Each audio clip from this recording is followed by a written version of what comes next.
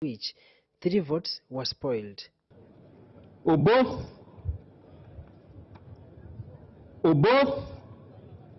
NRM party candidate Jacob Maxon Oboth was declared winner, having garnered 441 votes, followed by Paul Mwiru with 60.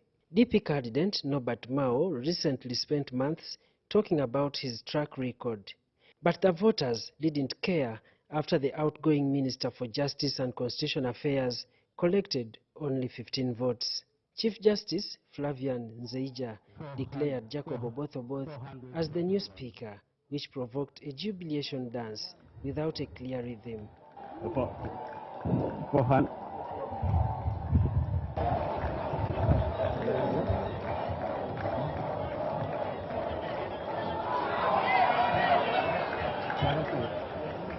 President Yoweri Museveni administered the oath of allegiance to the Speaker-elect, handed over instruments of power, including the Parliament Mess, Uganda flag, coat of arms, the Constitution, and the rules of procedure of Parliament.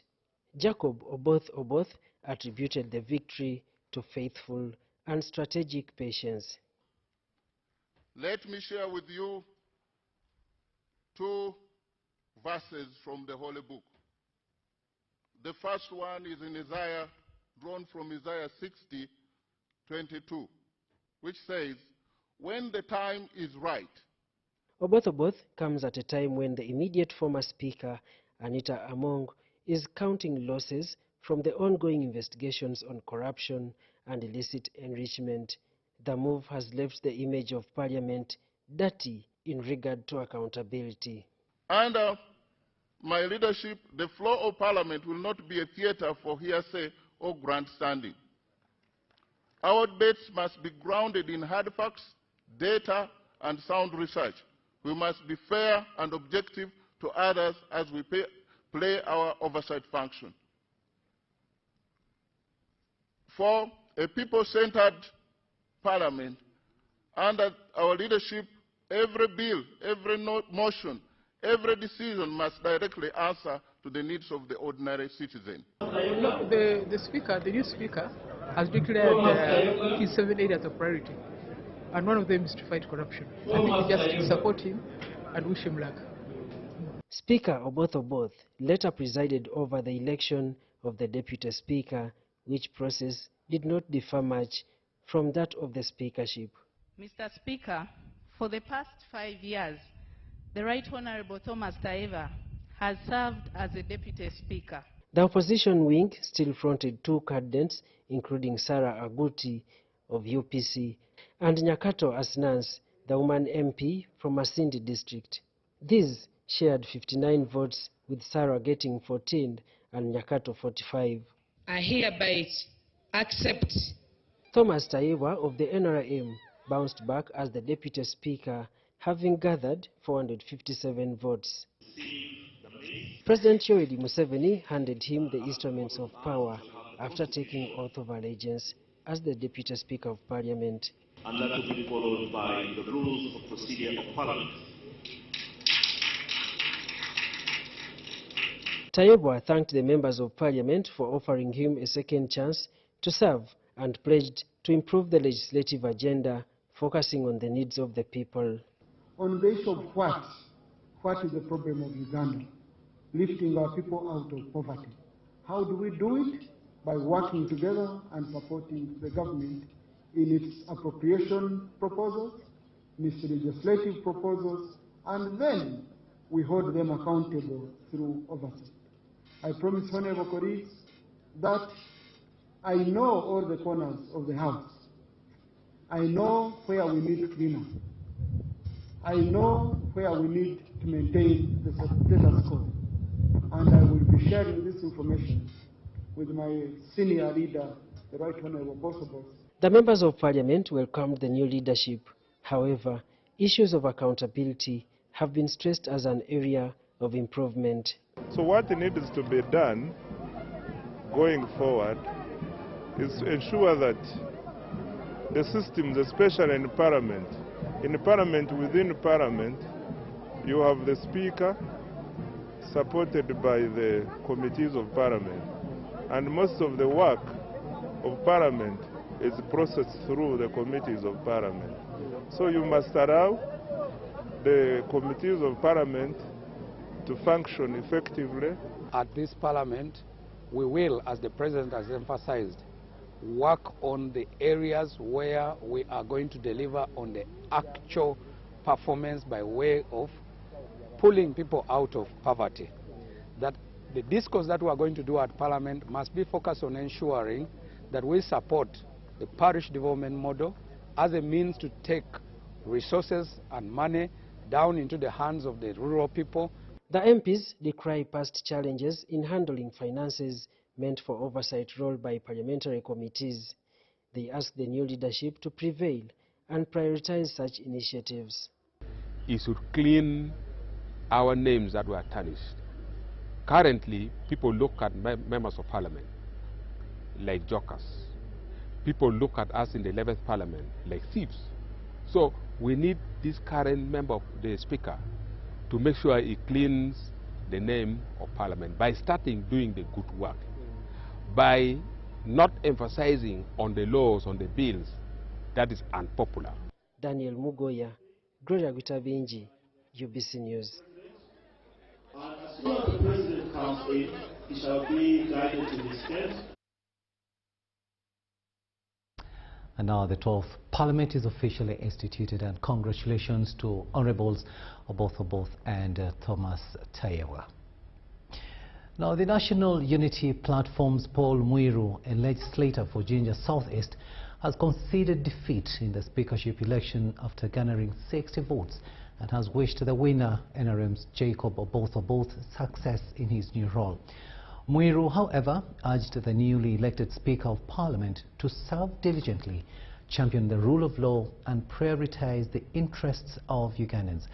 This was during the first parliamentary sitting of the 12th Parliament held at Kololo Ceremonial Grounds, where Jacob Oboth won the speakership race with 441 votes. We have more in this story. While nominating Paul Muiru, Katikam South MP Hassan Chirumira described him as a devoted advocate for the rule of law. Our candidate for the position of speakership will uphold accountability and the rule of law by ensuring budget discipline, stamping out wasteful expenditure, redirecting money for donations and corporate social responsibility to parliamentary committees where members actually do the work for Parliament. Muiru's nomination was seconded by Jinja Stillman MP Sarah Ransasula. He will also ensure that the talk about the tenfold growth strategy is matched with resource allocation. Honorable Muiru is competent, is exemplary and accountable, so he brings such leadership. An excited Paul Muiru accepted the nomination for the Speaker of Parliament for the 12th Parliament. I take the singular honor to accept the nomination for the chair of the Speaker of the Parliament of Uganda. I thank you. However, following the voting process, in a race contested by NUPU's Paul Muiru, NRM's Jacob Oboth and DP's Norbert Mao, Muiru garnered only 60 votes, while Oboth secured 441 votes.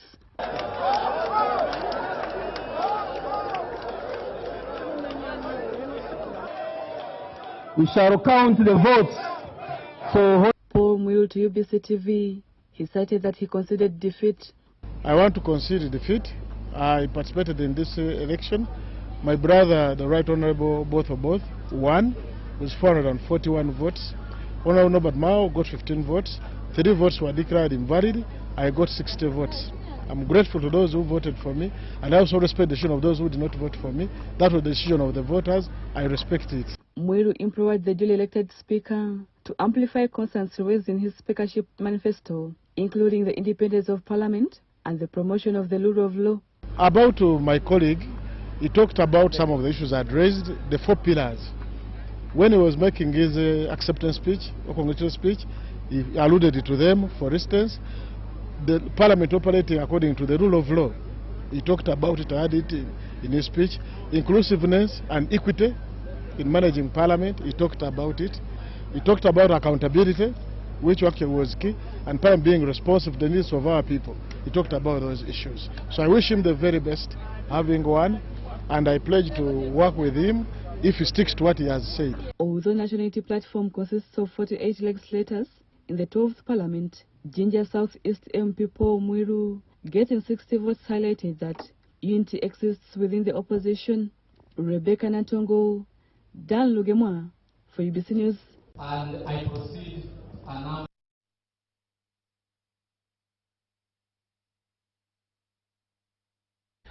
President Yoweri Museveni has vowed to relieve non-performing political appointees of their duties over laxity at the expense of poverty eradication. Mr. Museveni, who challenges leaders to front wealth creation initiatives, wants all Ugandans to join the money economy. The president was addressing members of parliament in Kololo shortly after the new speaker and deputy speaker were elected. I said, no, you can have those things, but start with the people, please. Start with your own people. How can you be celebrating European clubs when your people don't have? The day leaders will take the wealth creation drive serious. Poverty-stricken Ugandans will see light at the end of the tunnel. This is the message President Yoweri Museveni carried for members of parliament as new leadership of the House was elected. I'm in a position to really be very rough with people who want a level of leadership but don't care about the people they lead. In the past, I've been polite. I talk as if I'm a preacher, like John the Baptist.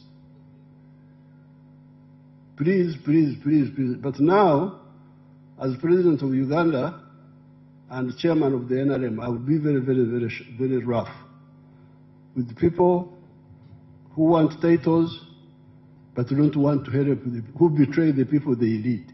Museveni is concerned that leaders, including ministers, are doing less than expected to guide Ugandans on wealth creation. When I see people going to Dubai to look for jobs, Dubai in the desert, get jobs there. When here, paradise, we are here, rain, everything is here. Why should people in the desert have more jobs than us? For the NRM people, I have shown them how you can create jobs very easily, very quickly, through this PDM program. He threatens to sack inactive leaders who he says are denying Ugandans the shortcut way out of poverty. So therefore, as of now, if all of you do your work, when you go back, call all those wonderful parish chiefs and demand data on what has been happening in each parish and each ward, because in the rural areas, it is the parishes, in the towns, it is the wards. This Museveni sounded during the election of new Speaker and Deputy Speaker of Parliament, in whom fellow leaders expressed confidence. The image of Parliament had come down, and therefore we expect the new team sweep clean the Parliament so that there is transparency and correct use of all the resources before them. Given that government has now become very firm in correcting some of the mistakes our leadership have been doing in the country, mainly in relation to corruption and to some extent nepotism. Our new leadership to streamline on our parliamentary work. If it comes to appropriation, it should be appropriation that's not done by one person. They want everything done under professional procedure. The chairperson of the committees and its members, they did not even know how much does that committee have for doing oversight role. For both inland and outside travels, they didn't know. So for me, those are the issues that really were, forcing me to come and stand. We have all seen many of the opposition members were denied to show face and to speak in the previous parliament.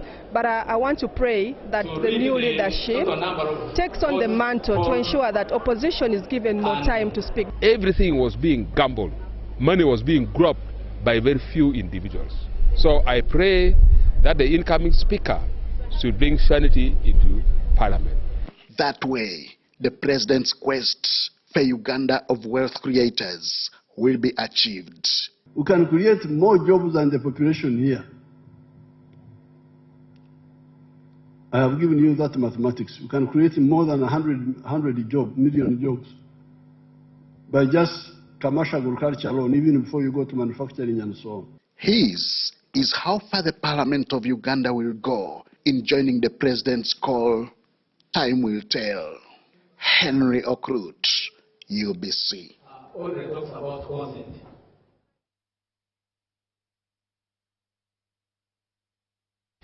The 12th Parliament has ushered in a new era of leadership after members of Parliament elected Jacob Oboth as Speaker and Thomas Tayewa as Deputy Speaker to steer the House from 2026 to 2021. The closely watched vote not only shaped the leadership of Parliament but also highlighted the political strength of parties represented in the House. Our reporter Rigana Humza now breaks down the numbers behind the race and how the votes were cast. It's expected to vote for Speaker was initially 529 members. However, following the death of the Kalangala woman MP, Honorable Helen, the number reduced to 528. The National Resistance Movement, NRM, holds the highest number of MPs in the Parliament with 372 members, followed by the Independents with 68 members of Parliament. The National Unity Platform, NUP, has 48 members of Parliament, while the Uganda People's Congress, UPC, has 12 members of Parliament. The Forum for Democratic Change, FDC, has 9 members of Parliament. The Democratic Party, DP, has 6 members of Parliament. The People's Front for Freedom, PPF, has 2 members of Parliament, and the Alliance for the National Transformation, ANT, has 1 MP. Looking at the speakership race, 519 members of the Parliament cast their votes. NRM Honorable Oboth won the speakership with 441 votes. National Unity Platform's Paul Mwiru came second with 60 votes, while Democratic Party's Honorable Norbert Mao finished third with 15 votes. Looking at the Deputy Speaker's race, 521 members of the Parliament cast their votes. Thomas Tayewa of the National Resistance Movement won the Deputy Speaker's seat with 457 votes. People's Front for Freedom, Asnas Nyakato, came the second with 45 votes, while Sal Aguti Nyakori of the UPC finished in third with 14 votes. We'll remain with the August House momentarily, where legislators in the 12th Parliament have elected a Speaker and Deputy Speaker, ushering in a new chapter in the country's legislative leadership. The Speaker of Parliament is the third highest office in the land in the order of precedence and remains one of the most powerful and respected positions in Uganda's governance structure. We now look at the roles and responsibilities of the Speaker of Parliament. Says Parliament must have a Speaker and the Deputy Speaker elected from among its members. Today, we look at the roles of the Speaker in the August House. Leads members of the Parliament in overseeing the legislation, representation and budgeting role. The Speaker receives dignitaries and high-profile visitors, symbolizing Parliament's stature in national and international affairs. The Speaker oversees parliamentary services through the Clerk to Parliament, linking Parliament with the Executive. The Speaker may prorogue Parliament by proclamation or designate the time and place where the Parliament shall sit. The Speaker represents Parliament in the corporate relations, issues high-level external communication, and conducts inter-parliament diplomacy. The Speaker presides over all sittings of the Parliament and ensures debates follow the rules of procedure. Chairperson of the Parliamentary Commission, the Committee on Appointments, and the Business Committee.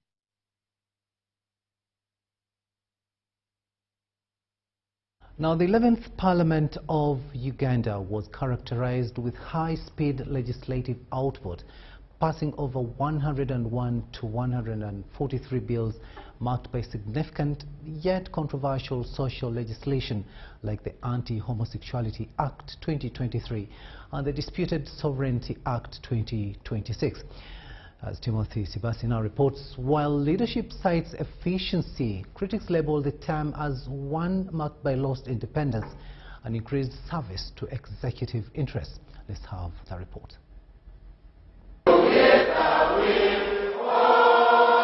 As they exit Parliament, with a few maintaining a carried forward fought to the 12th Parliament, the need for an audit on the legacy footprints of the 11th Parliament is timely. The House has had the good and the bad to talk about as its legacy. But what is that? Today, the 11th Parliament has gone again in the history of the books of Uganda. High-volume legislation. The 11th Parliament passed enormous bills, sometimes rushed. Laws including Competition Act 2023 and the Narcotic Drugs and Psychotropic Substances. People in Butavika, 45% are there because of alcohol. How comes alcohol is not banned? It's not banned. Yes, they are causing a lot of very many risks, more especially to the youth. Now, like health-wise. The controversial social laws. The passing of the Anti-Homosexuality Act was perceived as a major action, save from the countries where it's embraced. Clause 2 be amended as proposed by the committee and amended by the Attorney General with the 10 years unattempted. Those in favor say and the contrary nay. Nice have it. Can you sit? Can you sit? Can you sit? Controversies and internal strifes. The term for the 11th Parliament was marked by allegations of corruption and conflict, along with increased division in the opposition. We are being accused as Parliament that we are corrupt. I'm an MP, I am not corrupt. Can we take an initiative to explain to the people of Uganda the questions they ask of us even before they take the drastic step of coming to the streets? Fight the corruption, we have enough money here. Stop stealing public funds. Today this country is under panic. Today they have deployed the army basically because of issues of corruption in this country. Why don't you let Ugandans free from corruption? Why don't you allow us debate the matter of corruption in this Parliament, here in this floor? Speaker leadership. The 11th Parliament, presided over by Speaker Annette Among, focused on quick, people-centered legislative, though sometimes at the cost of public trust. I also want to thank God for the patience that He gave me. That patience was World War.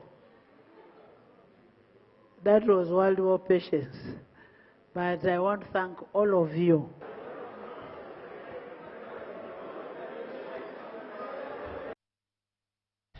We'll now take a short break, but we'll be returning with much more. Do stay with us.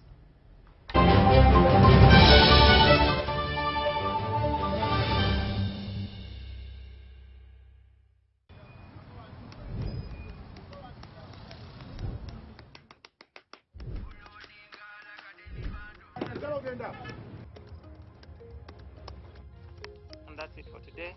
Till the next episode.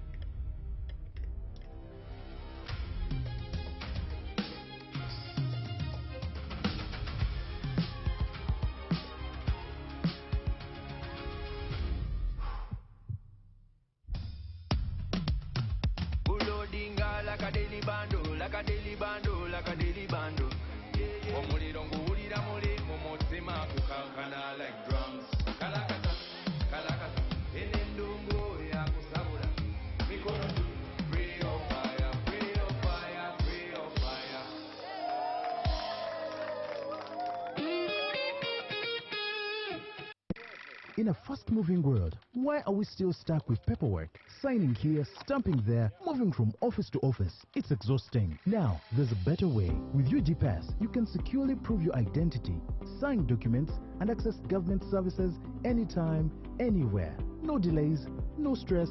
Everything is instant, safe, secure, and government-backed. UG Pass, your identity secured. Available in the Apple App Store and Google Play Store. UG Pass is a product of NITA Uganda.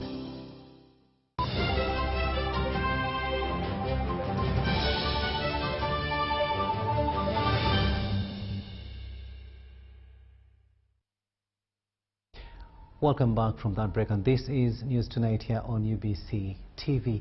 A warm welcome to those of you just joining us.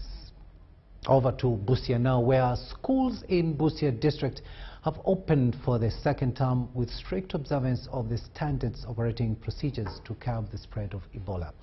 Head teachers are ensuring that there are proper hand washing facilities, and teachers have been sensitized on prevention measures.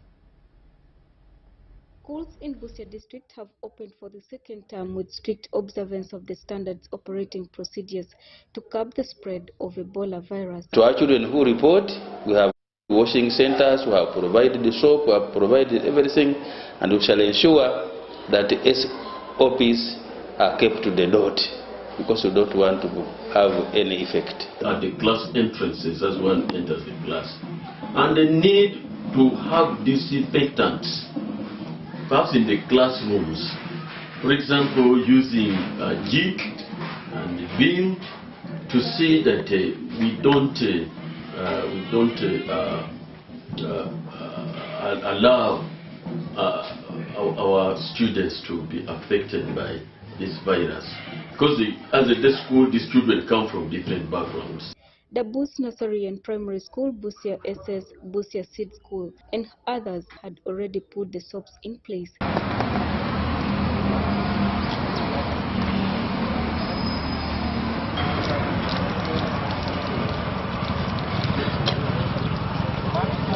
The government has trained teachers from high-risk districts on handling potential emergencies and is working with partners like UNICEF to communicate prevention guidelines. I've moved to a few schools, the Bus Primary School. I've moved to Mayombe Primary School. I've also moved to Hove Primary School, and I've seen that schools are truly observing the standard operating procedures as given by the Ministry of Education and Sport. So I cannot say that we have enough, because the quantities are small. And in case we get like an active case, we really need to reinforce our stocks. I want to request that, for example, information is power. Now we need posters to pin them around the school so that everybody gets to know how this disease is spread.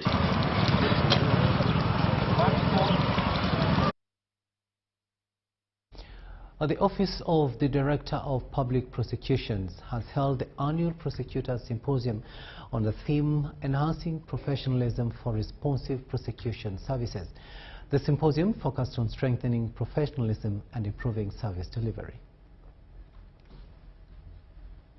During the symposium, the head of public service, Lucy Nachove, called on prosecutors to uphold professionalism, fairness, and integrity in the execution of their duties within the justice system. She emphasized the values of empathy, fairness, responsiveness, and fidelity to the Constitution, noting that prosecutors play a critical role in strengthening the rule of law and contributing to national development. I am requesting that you are partial and you are diligent in doing your work. Proper case management, confidentiality, respect for human rights, objectivity in decision making, and accountability for all the actions you take. Nachove further urged prosecutors to dispense justice independently and resist political interference, conflicts of interest, and manipulation of evidence. Resist political interference if you are professional. Resist financial inducement. Resist conflict of interest. resist abuse of office, resist manipulation of evidence, and the misuse of prosecutional authority. Let this symposium be the beginning of saying no corruption in the judiciary. The Director of Public Prosecutions, Lino Anguzu, called on the prosecutors to uphold professionalism, integrity, and competence in order to strengthen the rule of law and maintain public trust. He also highlighted the critical role of prosecution in supporting economic growth and maintaining law and order through fair and informed decision-making. So I urge you all to recognize that we are called to render a public service. Yes, it may provide you a salary, it may provide you status, it may provide you a career path. But at its highest level, prosecution is a constitutional calling to public service. Officials further described professionalism as a shield of prosecutors, urging them to demonstrate competence, humanity, and integrity while carrying out their duties.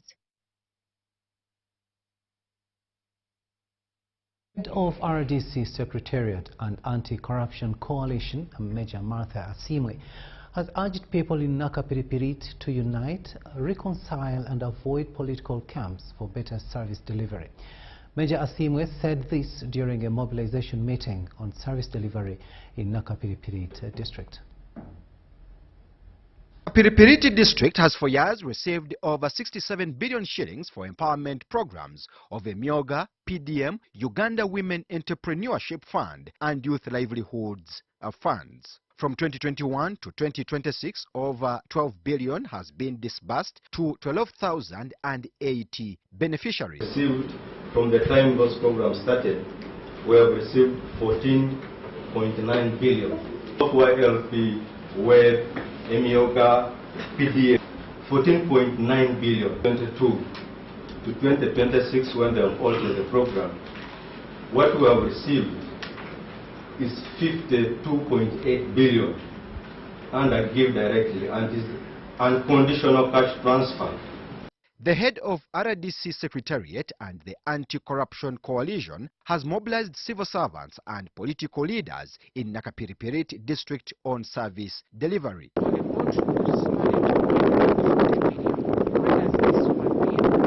It means that we must work hard to ensure that the people engaged in these wealth creation programs, they create wealth, and when they create wealth and Simon Peter Lolim is the Nakapiripiriti district chairperson. Forget our personal differences. Put aside. Put aside for we are here at the interests of the public, of the people of Nakapiripiriti. People decried increasing land grabbing in the district. The team conducted a field visit to Muriata Seed School. Meanwhile, Nakapiripiriti District Resident District Commissioner Bessie Modesta Ajulong clarified on the allegations that pastoralists were stopped from grazing in Pian UPE Game Reserve. The only place that has been preserved is breeding places for our wildlife. And women has gone ahead to push the community north of Pianupe, bordering Nabratu and Napak, somewhere there in Katapui. Nakapiripirit District Local Government was re-established in 2001. To Kasese now, where schools in Kasese district have shown their readiness in combating the spread of Ebola by following the standard operating procedures issued by the Ministry of Education. The head teacher at Kasese Secondary School, Joseph Nzukwa, notes that all is set as guided by the Ministry of Health in ensuring that they conduct classes in a healthy environment as they observe the SOPs. Nzukwa, who also doubles as the chairperson of Secondary Schools Association in Kasese District, urged all schools to have washing facilities in place to avoid the spread of Ebola. If we can get the message, the guidance the President has given us, the Minister of Health has given us, the Minister of Education has given us. There are no worries. The term will continue well. That is my appeal. Let us change our mindset and know that things are no longer normal. This relates to what even the President told us at swearing in, that now there is no sleep. Ebola does not require us to sleep like we have been. We must wake up, we must be alert, and we must act to ensure that we prevent this from disorganizing our developmental programs. As for Kasese Secondary School, what we have as key areas, one, we do some bit of simple screening at the gate. First is to have a template. Should do to prevent Ebola is that we should make use of face masks and also avoid going in overcrowded places. We should also make use of washing hands and make use of a sanitizer. Keep social distance and follow the rules that will be put, like shouldn't go to overcrowded places. We know it is a dangerous disease. Even our children, this morning, we first addressed them, and good enough, some of them were aware that Ebola is in existence. We shall try by all means to avoid it. And if in any case we get someone who has the symptoms, like they have told us, we are near the hospital. We shall try to forward that case to the hospital.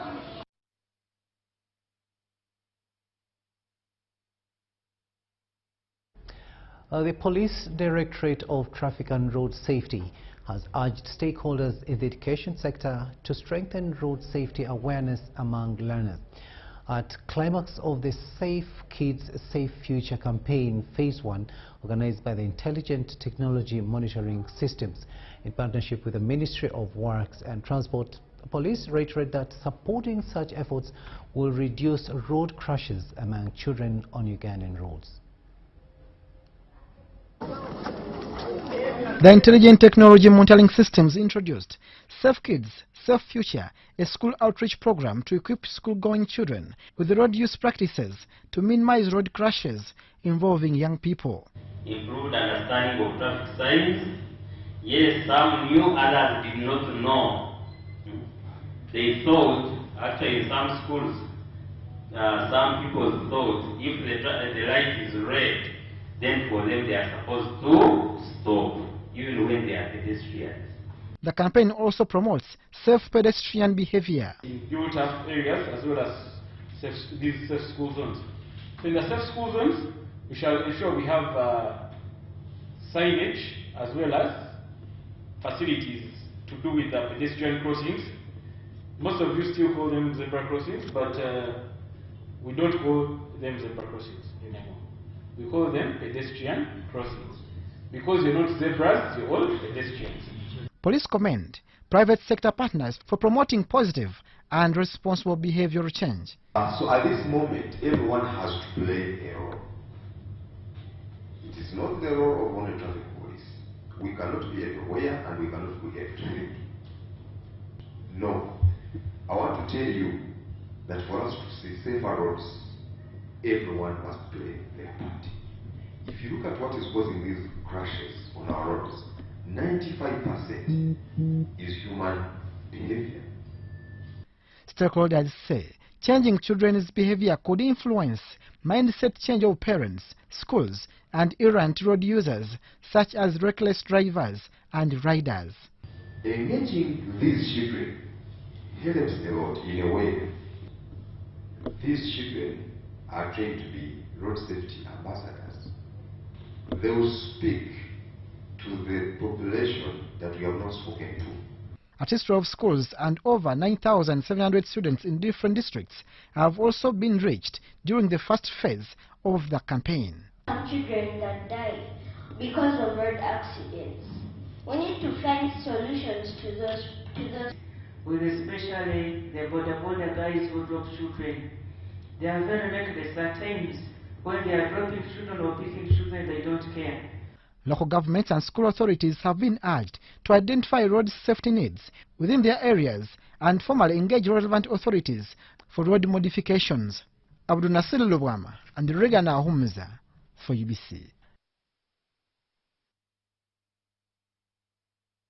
The Ministry of Health has intensified calls for Ugandans to do regular medical checkups to check the prevalence of non-communicable diseases. Now, this follows growing concern over increasing cases of people collapsing and dying suddenly from illnesses such as high blood pressure and diabetes. That many Ugandans continue to lose friends, relatives and colleagues due to sudden deaths linked to non-communicable diseases. It is always good to check ourselves. It is always good. Because hypertension has contributed so much. Have you heard people who are dying suddenly these days? Others, you get a stroke because the pressure is so high that it causes the vessels in the brain to rupture. Then you die, you suddenly collapse and die. And all those can be treatable. They can be treatable.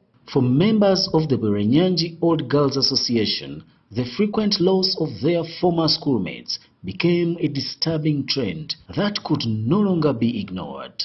Because of that, Ministry of Health has been able to support us to mobilize other teams from Uganda Cancer Institute, from NCD Alliance, from Uganda Heart Institute, and other partners that are here to do screening for almost all cancers and other illnesses. Every 1 out of 4 Ugandans are moving with high blood pressure, and unfortunately 70% of these Ugandans do not know they have high blood pressure. Diabetes is the same. Assistant Commissioner for Control of Substance Use, Dr. Hafsarukwata Sentongo, says every decision a person makes is controlled by the brain, emphasizing that there can be no health without mental health. We put a lot of stress on ourselves, so it is very important to tell people to help them to be mentally well, or to ensure that they continue to be mentally well so that they can be productive and become successful in whatever that they do. So we urge all the other associations, school associations, all alumni to always organize such an event. Participants applauded the initiative, saying many Ugandans rarely seek medical attention until illnesses become severe. Yes, we have been sisters, but we are not going to be sisters who know their health status. We are believing for a more healthier sisterhood as Woga. And girls from every part were attracted to Beranyanji. We're attracted to Beranyanji. We're attracted to Beranyanji.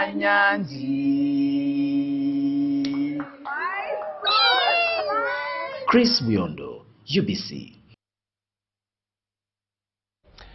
And some rather sad news where 3 staff members of Uganda Revenue Authority have died in a grisly road accident that occurred last night along the Murchison Falls National Park Highway. Police and other relevant authorities have since launched investigations into the circumstances surrounding the fatal crash, which reportedly involved an elephant within the park. As investigations get underway, the Uganda Wildlife Authority has urged motorists using roads passing through protected areas to strictly observe road signages and adhere to designated speed limits to safeguard both human life and wildlife. Transpired last night. We are told there was an accident, some claiming the park, others near the park, and there were casualties. Can you please bring us up to speed as far as the Uganda Wildlife Authority is concerned? Yes, we received information yesterday evening to the effect that a motor vehicle, a minibus, the ones we normally call drones, traveling from Pakwach to Karuma at around 8 p.m. in the evening, that it knocked an elephant around 12 kilometers from the junction from Karuma Gulu Road. There's a checkpoint there. So around 12 kilometers towards that junction. Unfortunately, 3 people died and 4 were injured. So there was a total of 7 people in this vehicle. So the injured ones were taken to Kiijanangoma Hospital by our colleagues at Noya Police, and the dead ones were taken to Anaka Hospital. So, but what we need to appreciate or to understand is that the road is actually outside the park. So the park shares the boundary with the road. Now, the animals don't understand these boundaries because these are their corridors. They always move through, they cross the road, and actually this elephant was crossing the road. So we do not know the speed at which the vehicle was moving, but I think probably that maybe the driver was not in position to control the vehicle, but also owing to the fact that it was already dark and the elephant is equally dark, they could have realized when they are actually knocking it. So no one knows for sure because we are all now left with estimating and even doing some kind of intelligent guessing around the whole matter. But this road has some signage. We have some signage that is put in place by the Ministry of Works. They put some signages that indicate the speed limit, which is 40 kilometers around areas that are known to be probably closer to the parks, but also there are signages that show that animals are crossing. But it is very unfortunate. As a parting shot, as we come to the end of this interview, what will be your message or word of caution to the motorists using this route? Motorists who are using routes that are within or near the parks, kindly let's be more cautious, be more careful. You can never tell. An animal will just jump and enter a road, and this is something that you don't expect. Anything that happens unexpectedly, it can be serious trouble. So we are requesting you, kindly be very careful, try to observe the signages on the roads and try to follow them to the letter. We want you to reach safely. Yeah, you might delay somehow, but also we want you to reach safely. Sad news there, and of course we do wish those who are in hospital quick recovery, and those that have lost their lives, may God receive their souls in eternal peace.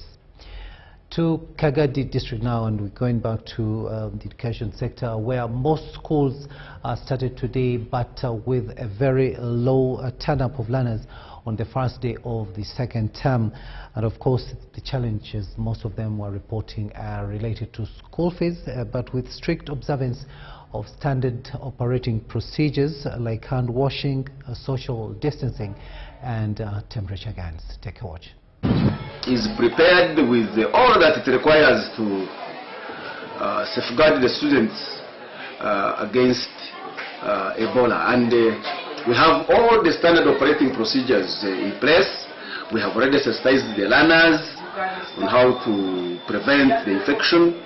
We have put water, soap in many corners of the school. Said maybe 2 meters it is possible because we have a big space that we can accommodate people and avoid the spreading of the Ebola and etc. So basically, as we are the parents secondary, we are very ready to receive learners, proceed, teach the learners throughout this academic term. Elective in terms of SOPs, we are prepared because we have provided all what is needed at school to say that we safeguard our children plus the teachers plus the non-teaching staff from being attacked by Ebola. Put on masks to avoid contracting or, if possible, spreading of Ebola. But I want to say that around this place we have not had any cases, much as we have porous borders at Lake Indaiga. So we are right to suspect from Congo, Hoima, Kasese, those are not distant. Supremacy, the students have reported in big numbers. All the teachers have come. Lessons have started very well. And the school is in progress.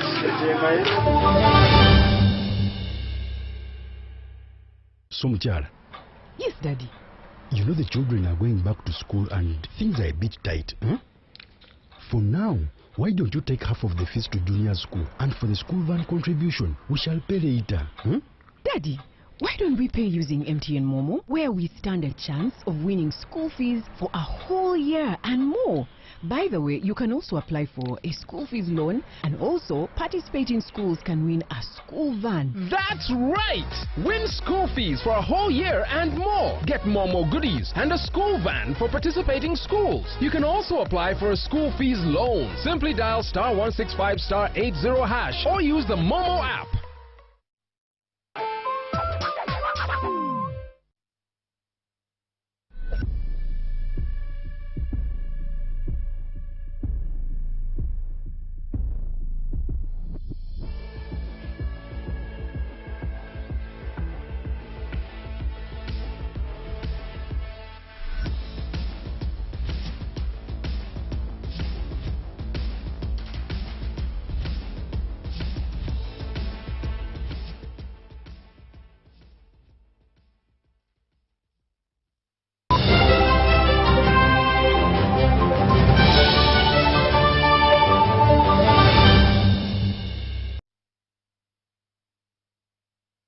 Come back. Let's have a look now at business news.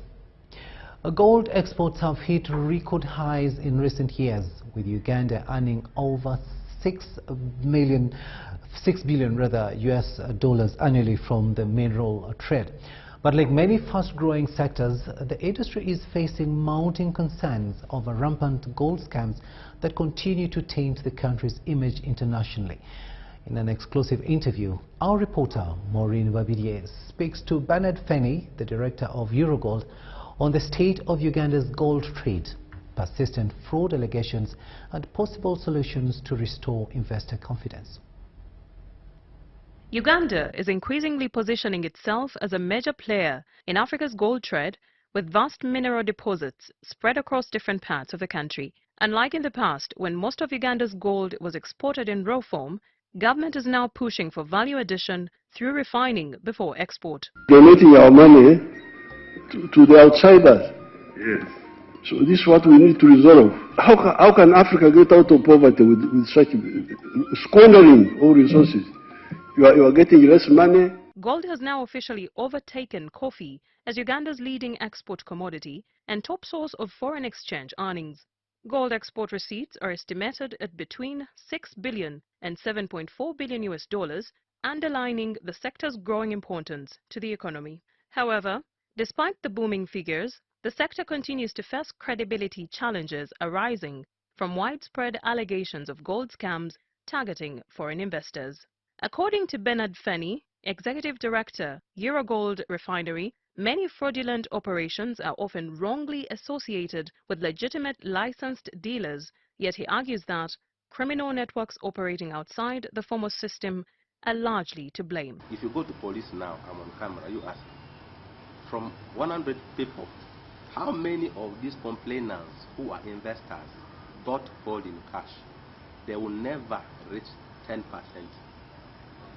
The 90% will say, I paid for transport, I paid for logistics, I paid for insurance, I paid this, and even if you ask them, so how many kilograms did you buy out of 10 kilograms in cash?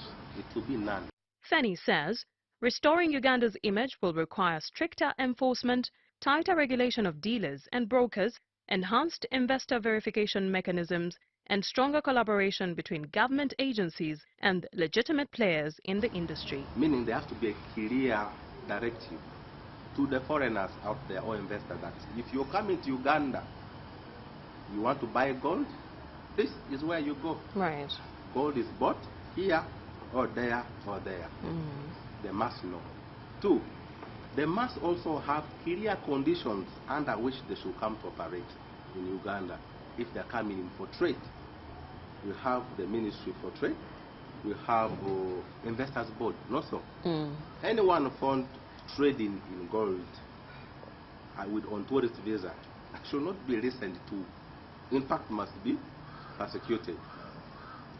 Uganda remains one of the most resource-endowed countries in the region and is steadily emerging as one of Africa's leading gold exporters. However, sector players say safeguarding credibility and investor trust will be critical for the industry's long-term sustainability. That was the Executive Director Eurogold, Bernard Fenny, explaining to us the developments and challenges within the gold sector in Uganda. And to be quite honest, it's a bit messy. But the government has since taken corrective and regulatory steps like purity rules, digital traceability, and many more to fill industry gaps and also deal with informal sector realities. But as you've heard from the gentleman, a lot more can still be done to protect sector players locally and internationally. And with that growth comes a shared responsibility to protect systems. Maureen Babidie for UBC.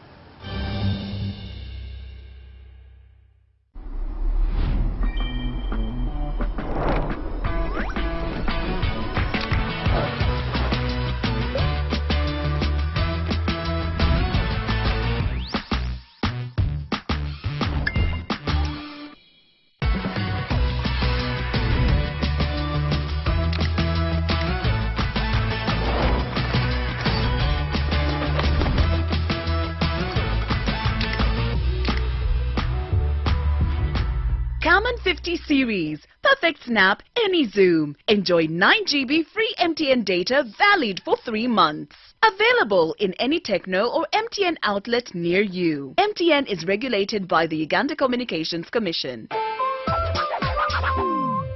Guidance on the physical attendance of the State of the Nation address on the 4th of June 2026. Following a statement from the Ministry of Health on the outbreak of Ebola and guidance on the standard operating procedures to be followed, Parliament of Uganda has adopted the following precautionary measures regarding physical attendance of the sitting at which His Excellency the President will present the State of the Nation address on the 4th of June 2026 at the Kololo Ceremonial Grounds. Only members of the 12th Parliament and select officials of Parliament will attend the function. All guests earlier invited are advised not to attend physically as Parliament has made arrangements for virtual attendance of the proceedings. All Parliament social media platforms and the national broadcaster will air the State of the Nation address live for the general public.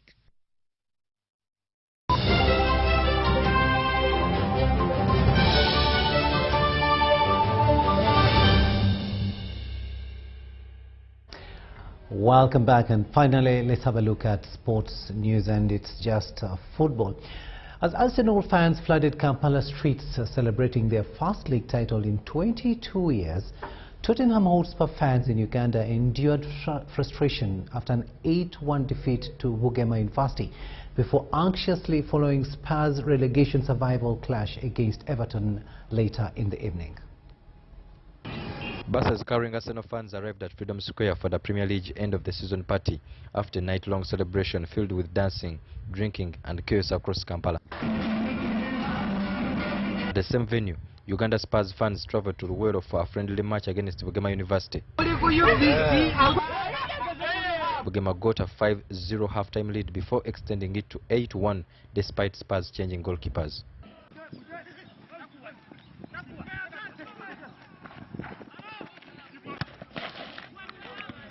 Uganda Spurs blamed the defeat on a poor preparation and pressure from Tottenham's relegation battle in England.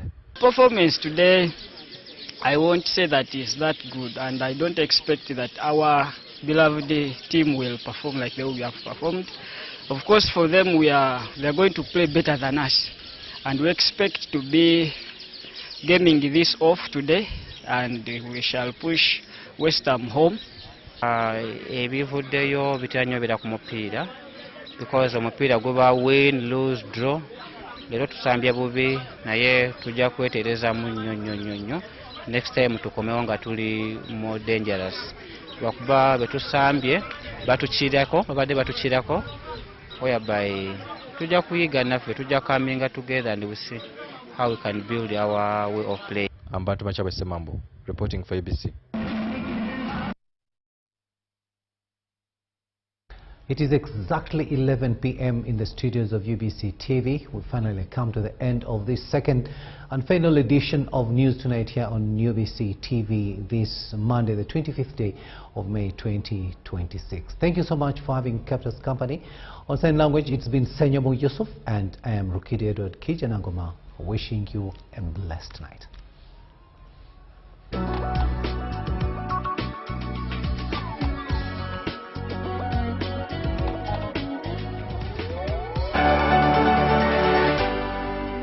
UBC, inspiring Uganda. In a nation hungry for truth, a world where every story matters, there exists a beacon of trust and reliability. For decades, they've been our voice and our window to the world, holding the mirror of our history. With 4 TV stations and 11 radio channels spanning 27 languages, they stand as guardians of information, defenders of truth. With Mascari Heritage Advantage, they uphold every citizen's right to reliable and free information. Their archived stories shaped our past and illuminate our present. Yet now, as new challenges arise and the world evolves, their mission faces its greatest test yet. Be part of our journey and let's navigate the unknown, uncover the untold, and safeguard our future together. Tune into your public broadcaster, for it is the intersection of trust and truth. Because to UBC, your story, and every voice matters. UBC, inspiring Uganda.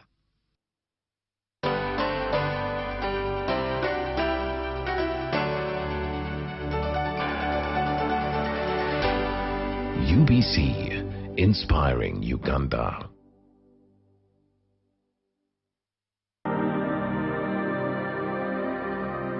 The Journey program on UBC TV. Hello viewers, my name is Anna Navulia. I work as